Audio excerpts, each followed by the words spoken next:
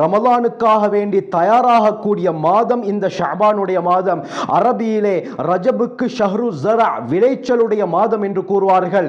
இந்த ஷஅபானுக்கு ஷஹ்ரு ஸகி என்று கூறுவார்கள். விளைச்சல் செய்த அந்த செடி கொடிகளை நாங்கள் நீர் பாய்ச்சுவோம். அப்படியாப்பட்ட நாங்கள் விளைச்சல் செய்ததை நீர் பாய்ச்சக்கூடிய மாதம் இந்த ஷஅபானுடைய மாதம். வரக்கூடிய ரமலானுக்கு ஷஹ்ருல் ஹசாத், அதாவது அறுவடை செய்யக்கூடிய மாதம் என்று கூறுவார்கள்.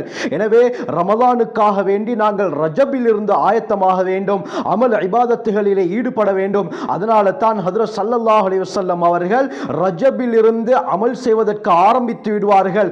ரமலானை எத்தக்கூடிய பாக்கியத்தை தா என்று அடிக்கடி ஸல்லல்லாஹு அலைஹி வஸல்லம் அவர்கள் துஆ செய்வார்கள். இமாம் அஹ்மத் இப்னு ஹம்பல் தங்களுடைய முஸ்தது ஸவாயித்ல 2346வது ஹதீஸாக, இமாம் தபரானி ரஹ்மத்துல்லாஹி அலைஹி அவர்கள் தங்களுடைய ஔசத்ல 3939வது ஹதீஸாக, இமாம் பைஹக்கி ரஹ்மத்துல்லாஹி அலைஹி ஷுஅபுல் ஈமான் என்ற கிதாபுல 3534வது ஹதீஸாக இந்த ஹதீஸை பதிவு செய்கிறார்கள்.